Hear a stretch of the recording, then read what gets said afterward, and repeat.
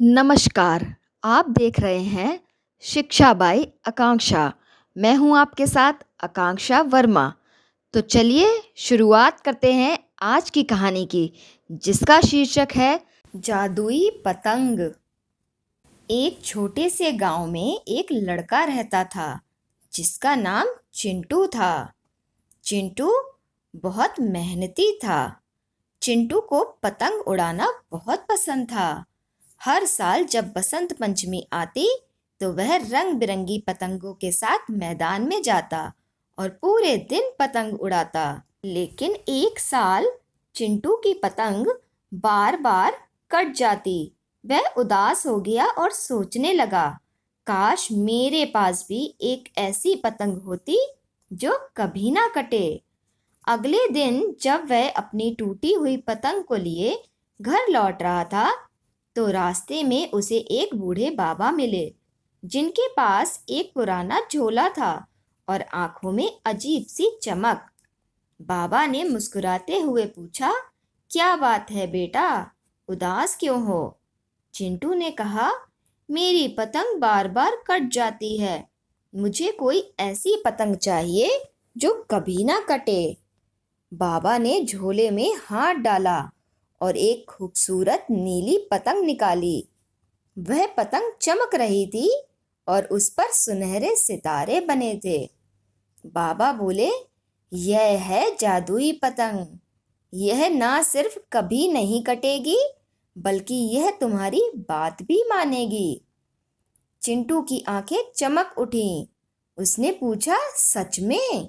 बाबा ने सिर हिलाया और कहा, लेकिन याद रखना, इसका इस्तेमाल सिर्फ अच्छा काम करने के लिए करना, लालच मत करना।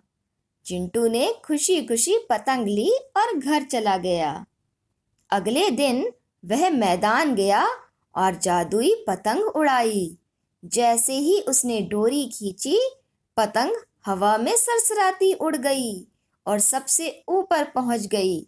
बाकी बच्चों की पतंगे उसकी पतंग से कटती चली गई। चिंटू बहुत खुश हुआ। वह बोला, जादुई पतंग और ऊंचा उड़ो। पतंग ने सचमुच और ऊंची उड़ान भरी। जादुई पतंग उस लाल पतंग को काट दो और तुरंत ही लाल पतंग कटकर नीचे गिर पड़ी। धीरे धीरे चिंटू का व्यवहार बदलने लगा। वह हर किसी की पतंग काटने लगा और अपनी पतंग के जादू का घमंड करने लगा। धीरे धीरे सब बच्चों ने उसके साथ खेलना बंद कर दिया। एक दिन गांव में पतंग प्रतियोगिता हुई। बड़े बड़े शहरों से लोग आए। चिंटू ने अपनी जादुई पतंग निकाली और बोला, मैं तो जीत ही जाऊंगा। प्रतियोगिता शुरू हुई। चिंटू की पतंग ऊंचा उड़ रही थी और एक एक करके सभी पतंगे काटने लगी।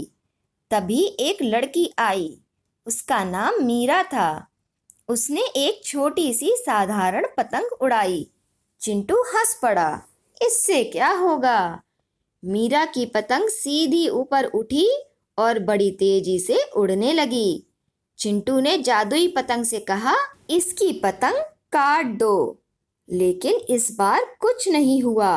वह फिर बोला, जादुई पतंग, मैं कह रहा हूं इसे काट दो। पतंग हवा में स्थिर रही।